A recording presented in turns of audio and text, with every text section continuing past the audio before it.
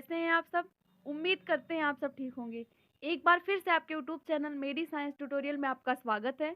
आप सभी को पता है बच्चे, हम सब इस समय यूपी ट्रिपल एससी मुख्य सेविका की तैयारी कर रहे हैं और आपके एग्जाम के प्रैक्टिस के लिए हम कुछ एमसीक्यू लेकर के आए हैं जो आपके एग्जाम के लिए हेल्पफुल होगा। इससे जो पिछला वीडियो था बच्चे, हमने उसमें डिजीज से रिलेटेड क्वेश्चन सॉल्व किया था और परामर्श से संबंधित। तो डिजीज से कुछ क्वेश्चन सॉल्व किए थे, कुछ क्वेश्चन आज लेकर के आए हैं आपके लिए। तो चलिए देरी ना करते हुए अपने टॉपिक को स्टार्ट करते हैं। आज का जो हमारा फर्स्ट क्वेश्चन है बच्चे, वो दिया हुआ है, विश्व एड्स दिवस कब मनाया जाता है? आपको ये बताना है कि विश्व एड्स दिवस कब मनाया जाता है। इसको ऑप्शन दिया हुआ है 8 मार्च, 1 दिसंबर, 5 जून या फिर 1 नवंबर। आई थिंक आपको इसका आंसर जरूर पता होगा कब मनाया जाता है। तो अगर बात करेंगे इसके राइट आंसर की, तो इसका राइट आंसर आपका ऑप्शन बी हो जाएगा, 1 दिसंबर।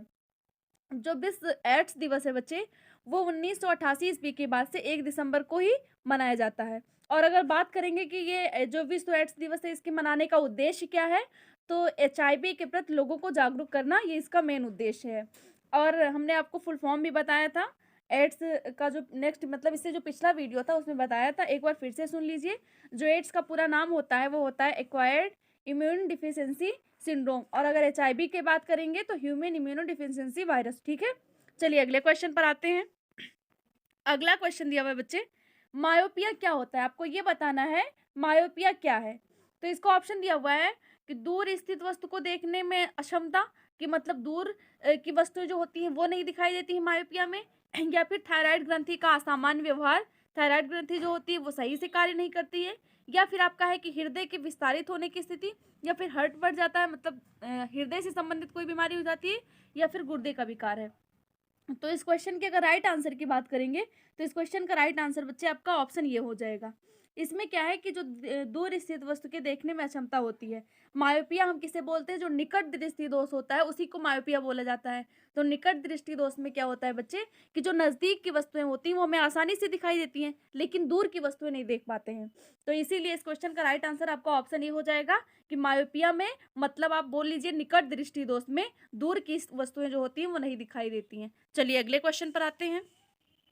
अगला क्वेश्चन आपका दिया हुआ है, निम्नलिखित में से कौन सा ओकोजिन द्वारा प्रेरित होता है? तो इसमें आपका ऑप्शन जो दिया हुआ है वो दिया है पोलियो, कैंसर, दस्त या फिर डेंगू। तो इस क्वेश्चन के अगर राइट आंसर की बात करेंगे तो इस क्वेश्चन को जो आपका राइट आंसर हो जाएगा बच्चे, वो आपका ऑप्शन बी हो जाएगा, कैंसर। जो कैंसर होता है वो ओकोजिन द्वारा प्रेरित होता है। ऑकोजीन होता क्या है थोड़ा सा ये समझ लीजिए। तो ऑकोजीन जो होता है बच्चे, वो एक प्रकार का जीन होता है, ठीक है, जो कैंसर रोग का कारक होता है। क्या होता है? ऑकोजीन जो होता है वो कैंसर रोग का कारक होता है। और यही ऑकोजीन जो ये जो जीन है, ये ट्यूमर कोशिका में तेजी से फैलता है। ठीक है, 1970 के टाइम में क्या हुआ था कि 1970 में ऑकोजीन की पहचान की गई थी, जिसे कैंसर का कारक पता चला था कि ये कैंसर का कारक है। चलिए अगले क्वेश्चन पर आते हैं। अगला क्वेश्चन दिया हुआ है, निमोनिया मानव शरीर के निम्नलिखित में से किस अंग को प्रभावित करता है? अब आपको ये बताना है कि जो निमोनिया होता है, मनुष्य में जो निमोनिया बीमारी है, वो शरीर के किस अंग को प्रभावित करती है? इसको ऑप्शन दिया हुआ, गुर्दा, फेफड़े, गला या फिर यकृत। तो इस क्वेश्चन के अगर राइट आंसर की बात करेंगे तो इस क्वेश्चन का राइट आंसर आपका ऑप्शन बी हो जाएगा, फेफड़े, मतलब लंग्स। ठीक है, तो जो निमोनिया होता है आप सभी को पता है श्वास की बीमारी है, लंग्स को प्रभावित करता है।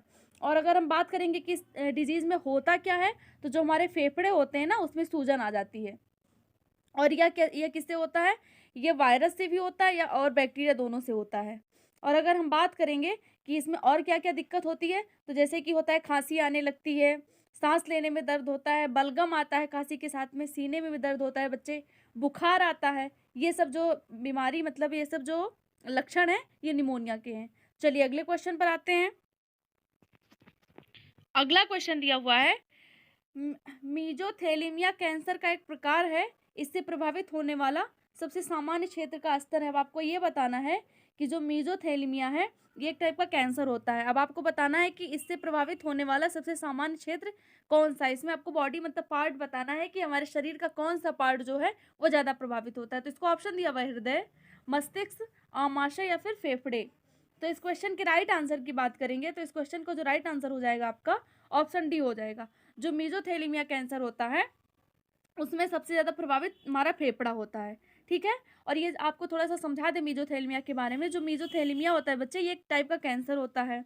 और ये क्या होता है कि हमारे शरीर के जो आंतरिक अंग होते हैं, ठीक है, तो उनको जो ढकने वाले ऊतक होते हैं, तो जैसे कि मेसोथेलियम आप ले लीजिए, ठीक है, तो ऊतक के अस्तर में होता है, ठीक है। जैसे हमारे शरीर के अंदर जितने भी ऊतक होते हैं, तो जो उसका आउटर लेयर जो उसको कवर करता है, समझ लीजिए उसको ढकता है, ठीक है, उसी में आपका जो होता है ये मीजोथेलिमिया होता है। तो ये फेफड़े हो गया और आपका चेस्ट हो गया, इसको प्रभावित करता है। अगर हम लक्षण की बात कर लेते हैं कि मीजोथेलिमिया में लक्षण कौन कौन से हैं बच्चे, तो इसमें क्या होता है कि जो हमारा फेफड़ा होता है ना, उसमें सूजन आ जाता है, पेट में दर्द होने लगता है, और पूरे मतलब कि आपके चेस्ट में पेन होगा, सीने में दर्द होता है, खांसी भी आती है इससे, ठीक है, थकावट भी महसूस होने लगता है। इससे क्या होता है कि बॉडी का वेट भी घट जाता है, ठीक है बच्चे। तो ये सब क्या है, और अपने फेफड़े में मतलब लिक्विड फॉर्म में, जैसे आप उसको फ्लूइड कह लीजिए, ठीक है, तो तरल पदार्थ भी जमा होने लगता है। इसके वजह से क्या होता है कि सांस लेने में बहुत ज़्यादा दिक्कत होती है। तो इस क्वेश्चन का राइट आंसर आपका ऑप्शन डी हो जाएगा, फेफड़े। चलिए अगले क्वेश्चन पर आते हैं। अगला क्वेश्चन दिया हुआ है बच्चे, जो कीड़े रोग संचारित करते हैं उन्हें किस नाम से जाना जाता है। अब आपको ये बताना है कि जो भी कीड़े होते हैं वो रोग का संचारण करते हैं, उनसे किस नाम से कहते हैं। इसको ऑप्शन दिया, रोगजनक, वेक्टर, परजीवी या फिर अदिश। तो इस क्वेश्चन के राइट आंसर की बात करेंगे तो इसका राइट आंसर आपका ऑप्शन बी हो जाएगा, वेक्टर बोलते हैं बच्चे। जो कीड़े रोग को संचारित करते हैं उन्हें किस नाम से जानते हैं, उन्हें वेक्टर के नाम से जानते हैं। रोगवाहक को वेक्टर कहा जाता है। जो रोगवाहक होते हैं वही फैलाते हैं, मतलब वही संचारित करते हैं एक दूसरे के, मतलब एक व्यक्ति से दूसरे व्यक्ति में जो है वो रोग फैलाते रहते हैं, तो उसे रोगवाहक कहेंगे, और रोगवाहक को ही वेक्टर कहा जाता है। चलिए अगले क्वेश्चन पर आते हैं। अगला क्वेश्चन दिया हुआ है, किस प्रकार का रोगजनक जल जनित रोग सिस्टोमियासिस का कारण बनता है।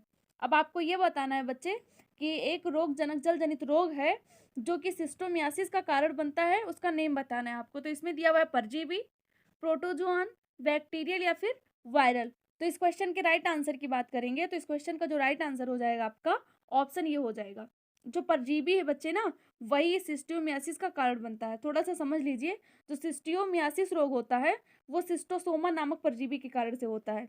किससे होता है सिस्टोमियासिस रोग? सिस्टोमा नाम के परजीवी से होता है। और जब अगर बात करेंगे तो ये जो हमारा यूरिनरी जो ट्रैक होता है, मूत्र मार्ग होता है, या फिर हमारे जो इंटेस्टाइन होते हैं बॉडी के अंदर, उनको संक्रमित करता है। तो इसमें क्या करना चाहिए कि इसमें मतलब कि ये जो होता है तो ये पानी के दूषित पानी के साथ फैलता है। जैसे कि अगर गंदा पानी पी लेंगे तो उससे भी फैल जाता है। और इसमें सिस्टोमा नामक जो परजीवी होता है वो रहता है पानी में, उसी के पानी के थ्रू ही बॉडी के अंदर चला जाता है और सिस्टोमियासिस रोग जो होता है वो बन जाता है। चलिए अगले क्वेश्चन पर आते हैं। अगला क्वेश्चन दिया हुआ है कि चमड़े की रंगाई के उद्योग में कार्य करने वाले कारीगरों को यह बीमारी होने का खतरा होता है। अब आपको ये बताना है कि जो चमड़े के रंगाई के उद्योग में कार्य करते हैं व्यक्ति, उनको किस बीमारी, कौन सी बीमारी होने का खतरा अधिक रहता है। इसको ऑप्शन दिया हुआ है, दमा, हृदय रोग, त्वचा या फिर रक्त संबंधी रोग। तो इस क्वेश्चन के राइट आंसर की बात करेंगे तो इसका राइट आंसर आपको ऑप्शन सी हो जाएगा, क्योंकि आप लोग समझ रहे होंगे अगर वो चमड़े की रंगाई कर रहे हैं तो उन्हें कोई दमा तो हो नहीं सकता, हृदय से कोई बीमारी तो हो नहीं सकती, ब्लड से संबंधित भी नहीं हो सकता, वो उनका मतलब स्किन ही उसमें इन्वॉल्व होता है, तो स्किन संबंधी बीमारी हो सकती है, तो आपका त्वचा रोग हो जाता है।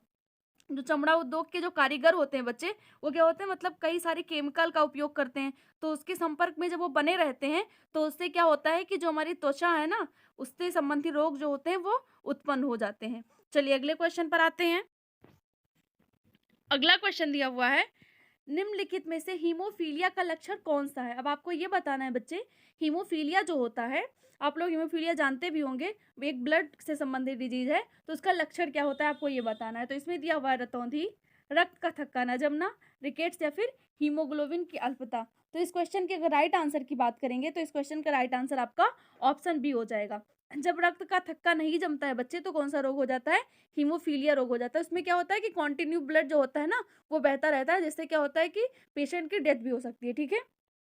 हीमोफीलिया को पैतृक रक्तस्राव भी कहते हैं। आप लोग ऐसा भी जान लीजिएगा कि ऐसा भी क्वेश्चन आ सकता है कि अगर ऐसा लिखा रहेगा हीमोफीलिया ना लिख करके अगर पैतृक रक्तस्राव लिखा रहेगा तो आप समझेंगे कि हीमोफीलिया है, ठीक है।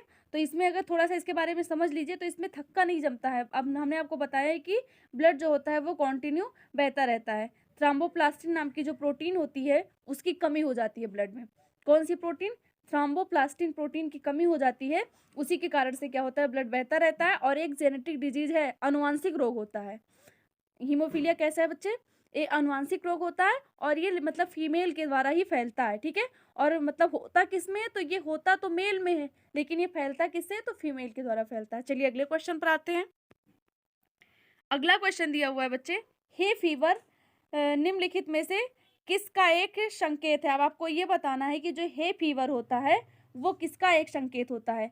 तो इस क्वेश्चन को जो ऑप्शन दिया है बच्चे, वो दिया हुआ वृद्धावस्था, कुपोषण, एलर्जी या फिर अत्यधिक कार्य करना। तो इस क्वेश्चन के अगर राइट आंसर की बात करेंगे तो इस क्वेश्चन का राइट आंसर हो जाएगा बच्चा आपका ऑप्शन सी हो जाएगा, एलर्जी। हे फीवर जो होता है वो एलर्जी का एक संकेत होता है। अब जो एलर्जिक राइनाइटिस होता है, जिसे क्या कहते हैं, इसे घास का बुखार कहा जाता है। हे फीवर, हे फीवर को क्या बोलते हैं, हम घास के बुखार के नाम से भी जानते हैं बच्चे, ठीक है। इसमें दिक्कत क्या क्या होता है, मतलब लक्षण कौन कौन से आते हैं, तो जो हमारा नाक होता है, जब हे फीवर जिसको होता है उसके नाक में सूजन हो जाता है, ठीक है। चलिए अगले क्वेश्चन पर आते हैं। अगला क्वेश्चन दिया है बच्चे, मुख्यतः पश्चिमी देशों में जो बच्चे सूर्य की धूप कम प्राप्त कर पाते हैं वो किससे ग्रसित होते हैं। अब आपको ये बताना है कि जो पश्चिम के साइड में, आप सभी को पता होगा, सबसे लेट मतलब लास्ट में जो होता है, जैसे आप ले लीजिए गुजरात, तो वहाँ क्या होता है कि सबसे लेट में सूरज निकलता है, ठीक है। अरुणाचल प्रदेश और गुजरात की बात करेंगे तो दोनों में वैसे आपको ज्योग्राफी नहीं पढ़ानी, लेकिन थोड़ा सा बता दे रहे हैं, उसमें 2 आवर का जो होता है ना, सूरज निकलने का जो 2 आवर का गैप होता है टाइमिंग का, ठीक है। तो सबसे लास्ट में वही निकलता है, तो जो पश्चिम साइड के बच्चे होते हैं उन्हें धूप कम मिल पाता है, तो उससे है कि उसमें कौन सा रोग होता है उन बच्चों में। तो इसको ऑप्शन दिया हुआ है, रिकेट, एलर्जी, स्कर्वी या फिर क्वाशियोरकोर, ठीक है। तो इस क्वेश्चन के राइट आंसर की बात करेंगे बच्चे, तो इस क्वेश्चन का राइट आंसर आपका कौन सा हो जाएगा, आपका ऑप्शन ये हो जाएगा रिकेट्स, ठीक है। क्योंकि आप लोग को ये पता है कि विटामिन डी की कमी से होने वाला रोग है, और विटामिन डी का जो सबसे अच्छा स्रोत होता है बच्चे, वो क्या होता है आपका, सूर्य का प्रकाश होता है। तो जब सूर्य के प्रकाश मिल ही नहीं पाएगा तो रिकेट्स से तो हो जाएगा, जिसे सूखा रोग बोलते हैं। चलिए अगले क्वेश्चन पर आते हैं। अगला क्वेश्चन दिया हुआ है आपका, दांत के एनिमल का कुरबुरड़ किस कारण से होता है। अब आपको ये बताना है कि जो दांत का एनिमल एक पार्ट होता है, ठीक है, तो उसका जो करबुरड़ करबुरड़ होता है बच्चे, करबुरड़ जो होता है वो किस कारण से होता है। इसमें कुरबुरड़ हो गया, आप लोग सही कर लीजिएगा, ये करबुरड़ होना चाहिए। थोड़ा सा ये जो इस पे का पे मात्रा लग गया, ये गलत हो गया है। तो इसको ऑप्शन दिया हुआ है बच्चे, पानी में उच्च मात्रा में क्लोरीन के कारण, पानी में उच्च मात्रा में नाइट्रेट के कारण, पानी में उच्च मात्रा में फ्लोराइड के कारण, पानी में उच्च मात्रा में कैल्शियम के कारण। अब इस क्वेश्चन के अगर राइट आंसर की बात करेंगे तो इस क्वेश्चन का राइट आंसर जो हो जाएगा आपका ऑप्शन सी हो जाएगा। क्योंकि आप सभी लोग जानते होंगे जो हमारे दांत और हड्डियां खराब होते हैं बच्चे, जब फ्लोराइड की अधिक मात्रा हो जाती है। जैसे अगर हम कोई पानी पी रहे हैं और उसमें फ्लोराइड की मात्रा बहुत अधिक है, तो उससे क्या होता है, दांत मतलब सड़ने लगते हैं, पीले पड़ने लगते हैं, और हड्डियों पे भी इसका प्रभाव पड़ता है। तो इसीलिए इस क्वेश्चन का राइट आंसर आपका ऑप्शन सी हो जाएगा, पानी में अधिक मात्रा में फ्लोराइड हो जाएगा। तो जो दांत का एनिमल है उसका जो कर्बुरड़ का कारण होता है वो अधिक फ्लोराइड की मात्रा होती है। चलिए अगले क्वेश्चन पे आते हैं। अगला क्वेश्चन दिया है बच्चे, लौहमयता एक रोग है जो स्राव के साथ निम्नलिखित में से क्या अंदर लेने से होता है। अब आपको ये बताना है कि जो लौहमयता होता है वो एक टाइप का डिजीज होता है, उन्होंने बता दिया। तो ये क्या होता है कि श्वास के साथ में, ठीक है, स्राव यहाँ पर लिख गया है, ये बच्चे श्वास होना चाहिए, गलती से लिख गया है। श्वास के साथ निम्नलिखित में से क्या अंदर लेने से होता है। जैसे आप श्वास ले रहे हैं तो उसके साथ क्या हमारे शरीर के अंदर चला जाएगा, जिससे लौहमयता हो जाएगा। इसको ऑप्शन दिया वह सिलिका धूल, लौह धूल, जस्ता, जस्ता कोई जिंक बोलते हैं, या फिर जिंक धूल, या फिर कोयला धूल। तो इस क्वेश्चन के राइट आंसर की बात करेंगे तो इस क्वेश्चन का राइट आंसर हो जाएगा बच्चे आपका ऑप्शन बी। क्योंकि लौहमयता है, आप लोग नाम से ही समझ लीजिए, लौहमयता मतलब लौह धूल लेंगे अगर आप अपने सांस के साथ में, तो अगर उसके साथ सांस के साथ में अगर क्या चला गया, लौह धूल चला गया, जहाँ पर कई सारे लोहे के बुरादे बुरादे टाइप के, अगर उससे संबंधित कुछ हमारे नाक के अंदर चला गया तो उससे क्या हो जाएगा, लौहमयता रोग हो जाएगा। चलिए अगले क्वेश्चन पर आते हैं। अगला क्वेश्चन दिया हुआ है बच्चे, निम्नलिखित में से कौन सा रोग धुएं से नहीं होता है। अब आपको ये बताना है कि इनमें कौन सा रोग है जो धुएं से नहीं होता है। इसको ऑप्शन दिया हुआ है, सूखा रोग, गले का कैंसर, त्वचा का कैंसर, या फिर श्वसन संबंधी समस्या। तो इस क्वेश्चन के अगर राइट आंसर की बात करेंगे तो इस क्वेश्चन का राइट आंसर बच्चे आपको ऑप्शन ये हो जाएगा। क्योंकि जो ये सूखा रोग होता है ना, जो गले का कैंसर जो है, गले का कैंसर हो गया आपका, त्वचा का कैंसर हो गया, और जो श्वसन संबंधी समस्या हो गई, ये धुआं से हो सकती है, ठीक है। लेकिन जो आपका सूखा रोग होता है बच्चे, ये विटामिन डी की कमी से होता है, ठीक है। इसे रिकेट्स के नाम से भी जानते हैं, हमने आपको बताया भी है, रिकेट्स के नाम से जानते हैं। तो इसमें क्या होता है कि जो बोन्स होते हैं ना बच्चे, वो कमज़ोर हो जाते हैं, ठीक है। बोन्स होते हैं रिकेट्स में, वो कमज़ोर हो जाते हैं, और जो बोन्स होती हैं वो टेढ़ी मेढ़ी भी हो जाती है। कभी कभी क्या होता है, जो सीधे सीधे बोन्स होते हैं ना, तो जिसको रिकेट्स हो गया तो उनके बोन टेढ़े मेढ़े भी हो जाते हैं। चलिए अगले क्वेश्चन पर आते हैं। अगला क्वेश्चन दिया हुआ है आपका कि दीर्घ दृष्टि दोष का कारण क्या है। दीर्घ दृष्टि दोष का जो मतलब है बच्चे आपके, वो दूरदृष्टि दोष से है। किससे है? दूरदृष्टि दोष को ही दीर्घ दृष्टि दोष कहते हैं। तो हमने आपको एक क्वेश्चन में भी बताया था, जब निकट दृष्टि दोष होता है तो उसमें क्या होता है कि निकट की वस्तुएं, मतलब जो दृष्टि दोष रहेगा वहां की वस्तुएं अच्छे से दिखाई देंगी। तो निकट दृष्टि दोष में क्या होता है कि जो हमारे नजदीक की वस्तुएं हैं वो आराम से दिखाई देंगी, लेकिन दूर की वस्तुएं नहीं देख पाएंगे। लेकिन यहाँ पर क्या है, दूर दृष्टि दोष है, तो इसमें दूर की वस्तुएं अच्छे से दिखाई देती है, लेकिन निकट की वस्तुएं जो होती हैं वो अच्छे से दिखाई नहीं देती हैं। तो इसमें क्या होता है बच्चे कि जो दूर दृष्टि दोष होता है उसका कारण क्या होता है, एक कारण ये होता है कि जो नेत्र लेंस होता है उसके पृष्ठ की वक्रता कम हो जाती है, जिससे उसकी फोकस दूरी अधिक हो जाती है। और दूरदृष्टि दोष का एक और कारण है, जिसे नेत्र लेंस जो होता है, तो नेत्र लेंस और रेटिना के बीच की जो दूरी होती है बच्चे, वो भी कम हो जाती है। तो नेत्र के जो गोले का व्यास होता है वो भी कम हो जाता है, ठीक है। तो इस क्वेश्चन के अगर राइट आंसर की बात करेंगे तो इस क्वेश्चन का जो राइट आंसर आपका हो जाएगा ऑप्शन सी हो जाए बच्चे, अविनेत्र लेंस की फोकस दूरी का अधिक होना। अभी हमने आपको बताया कि फोकस दूरी क्या होती है, अधिक हो जाती है। तो इससे जो दूरदृष्टि या फिर दीर्घ दृष्टि दोष जो है वो हो जाता है। और अगर हम बात करेंगे कि इसके निवारण के लिए, किसके उपचार के लिए किस लेंस का उपयोग किया जाएगा, तो इसमें किसका उपयोग किया जाएगा बच्चे, उत्तल लेंस का। और अगर निकट दृष्टि दोष होती है तो उसमें कौन सा यूज किया जाता है, उसमें अवतल लेंस का यूज किया जाता है। किसी को अगर निकट दृष्टि दोष की बीमारी है तो उसमें कौन सा लेंस यूज करेंगे, जिस भी लेंस का जो चश्मा लगाया जाएगा या फिर जो भी लेंस मतलब आंखों में लगेगा तो वो कैसा रहेगा, वो अवतल रहेगा। और जो उत्तल लेंस है बच्चे, ये सॉरी, जो दूरदृष्टि दोष है इसमें उत्तल लेंस लगेगा। चलिए अगले क्वेश्चन पर आते हैं।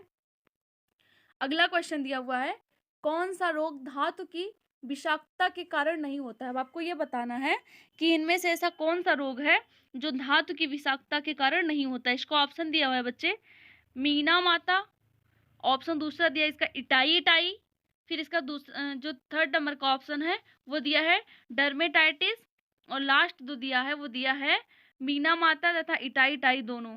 तो इस क्वेश्चन के राइट आंसर की बात अगर करेंगे बच्चे, तो इस क्वेश्चन का जो राइट आंसर आपका हो जाएगा वो आपका ऑप्शन सी हो जाएगा, ठीक है।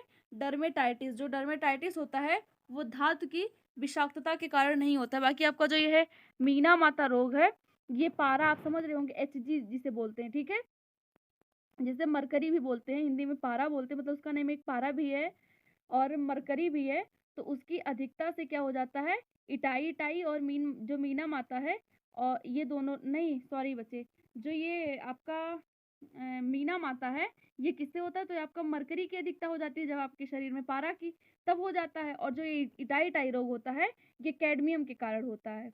तो आपका जो ये डर्मेटाइटिस है ये धातु के कारण नहीं होता है, किसी धातु की कमी या अधिकता से ये रोग नहीं होता है। बाकी आपका मीना माता और इटाई इटाई दोनों धातु से होने वाले रोग हैं। एक बार फिर से सुन लीजिए आप लोग, जो मीना माता है वो किसकी अधिकता से होगा, तो वो पारा के, मतलब मरकरी के, HG की अधिकता से होगा। और ये जो आपका इटाई इटाई है ये कैडमियम की अधिकता से होगा, CD से, ठीक है। उसका मतलब संकेत होता है, CD उसका होता है कैडमियम का, और पारा की बात करेंगे तो HG होता है, ठीक है।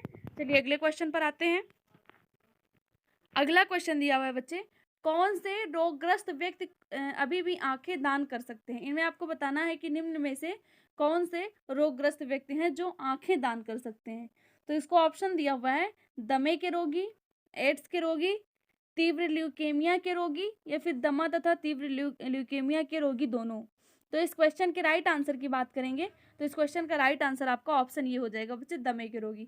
दमे के रोगी क्या है, वो अपना आंख दान कर सकते हैं। और जो एड्स हो गया, तीव्र ल्यूकेमिया हो गया, ठीक है, हेपेटाइटिस बी है आपका और सी है, टिटनेस हो गया, हैजा हो गया, ठीक है, मेनिंजाइटिस हो गया जिसे मस्तिष्क ज्वर भी बोलते हैं, और ये सब के रोगी क्या होते हैं, ये सब आंखों का दान नहीं कर सकते हैं।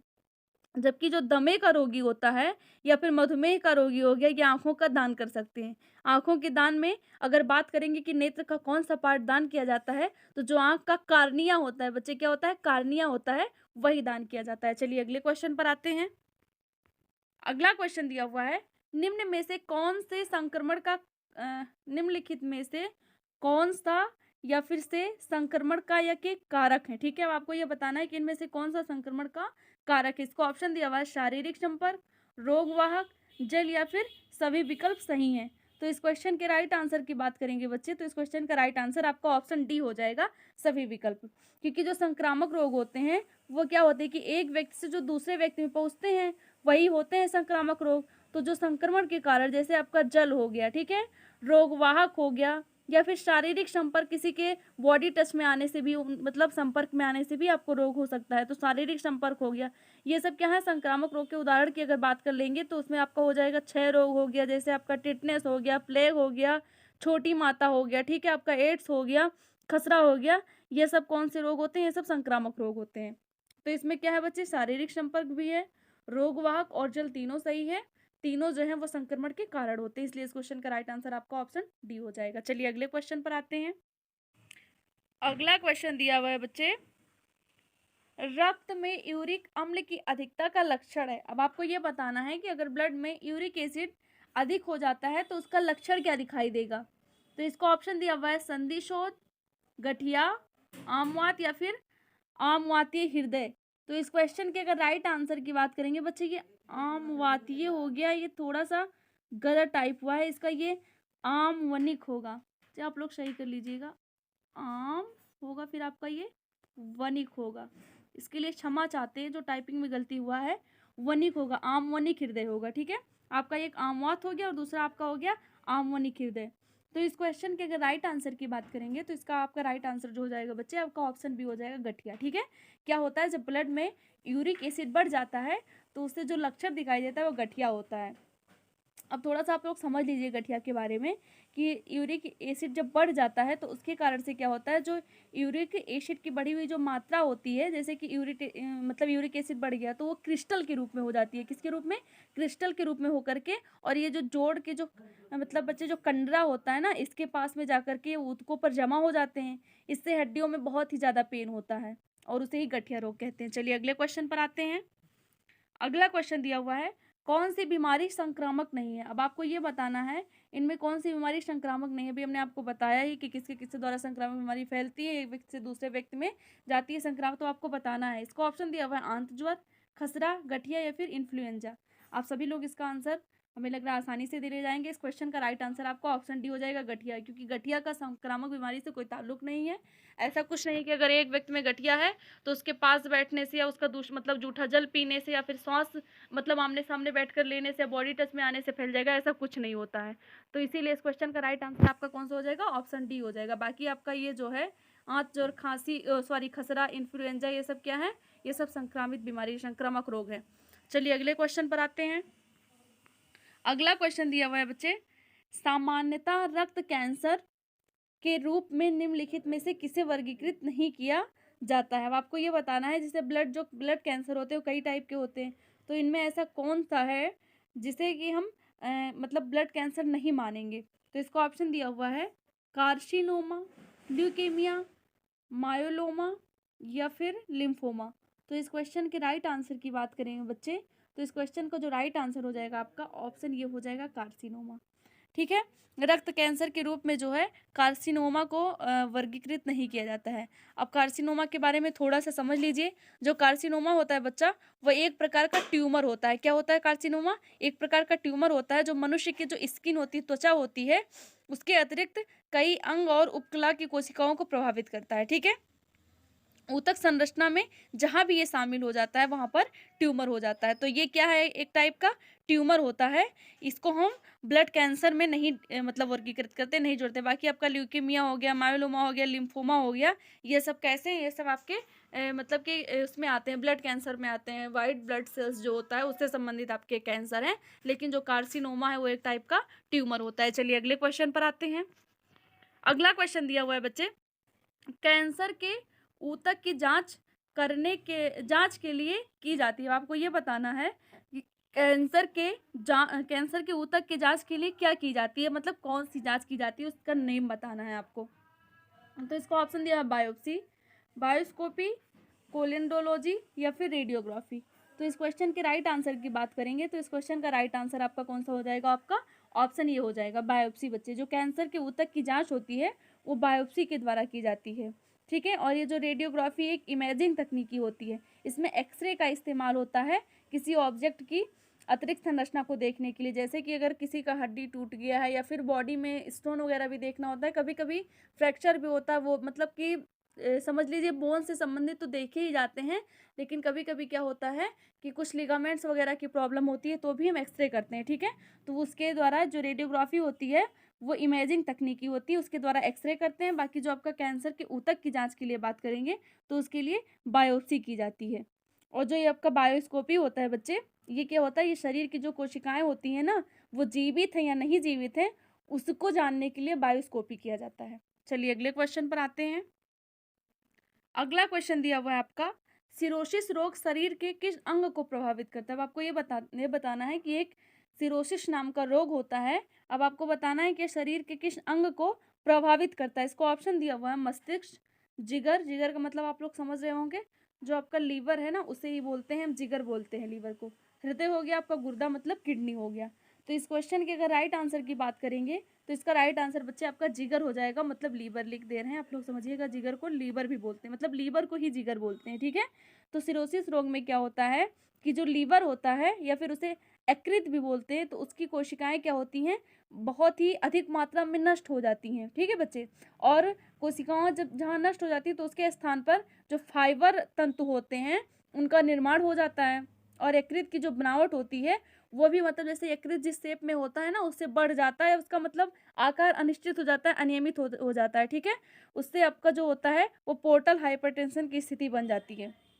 तो सिरोसिस रोग जो होता है वो किसको, लीवर को मतलब जिगर को प्रभावित करता है। चलिए अगले क्वेश्चन पर आते हैं। अगला क्वेश्चन दिया हुआ है बच्चे, निम्नलिखित में से कौन सा पथरी के गठन का कारण नहीं है। अब आपको ये बताना है कि इनमें से ऐसा कौन सा, मतलब जो ऑप्शन दिया है किससे पथरी नहीं बन सकती और किससे किससे बन सकती है, आपको ये बताना है। तो इसको ऑप्शन दिया हुआ है, अधिक पानी पीना, डायबिटीज मेलाइटिस, ऑक्जेलेट से भरपूर नट्स लेना, पथरी बनने वाले खाद्य पदार्थों का अत्यधिक सेवन करना। तो इस क्वेश्चन के राइट आंसर की बात करेंगे तो इस क्वेश्चन का राइट आंसर आपका कौन सा हो जाएगा, ऑप्शन ये हो जाएगा। अगर कोई आदमी बहुत ज़्यादा पानी पीता है तो उसे स्टोन नहीं हो सकता, अगर उसके अंदर बन भी गया है, एक छोटा स्टोन बन भी गया तो क्या होता है कि वो पथरी पानी पीने से निकल जाता है। तो इसीलिए पथरी के गठन का आपको कारण बताना है कि नहीं है, मतलब किससे पथरी हमारे शरीर के अंदर नहीं हो सकती है, नहीं बन सकती है, तो अधिक पानी पीने से पथरी नहीं बन सकती है। बाकी जो आपका ये डायबिटीज़ मेलाइटस है और ये ऑक्जेलेट से भरपूर नट्स लेना है, ठीक है, ये सब क्या होते हैं, और ये जो पथरी से बनने वाले खाद्य पदार्थ हैं इनका अधिक मात्रा में सेवन करने से किडनी की पथरी हो सकती है। चलिए अगले क्वेश्चन पर आते हैं। अगला क्वेश्चन दिया हुआ है बच्चे, स्लीप एनीमिया सोते समय संबंधित है। अब आपको बताना है कि जो स्लीप एनीमिया है वो सोते समय किससे संबंधित है। तो इसको ऑप्शन दिया हुआ है, चलने से, बात करने से, खर्राटे मारने से या फिर मुस्कुराने से। तो इस क्वेश्चन के राइट आंसर की बात करेंगे तो इस क्वेश्चन का राइट आंसर आपका ऑप्शन सी हो जाएगा बच्चे, खर्राटे मारने से, ठीक है। स्लीप एनीमिया में क्या होता है कि सोते समय जो स्लीप एनीमिया से मतलब कि ग्रसित व्यक्ति है वो सोते समय खर्राटे मारता है। तो बस बच्चे आज के लिए इतना ही। अगर हमारा क्लास आप सभी को पसंद आया हो तो क्लास को लाइक कीजिएगा, और जो भी बच्चे बूस्टर बैच से जुड़ना चाहते हैं वो 63077182 पर मैसेज करके उससे जुड़ सकते हैं। फिर मिलते हैं अगले क्लास में, तब तक के लिए बाय बाय, टेक केयर, धन्यवाद।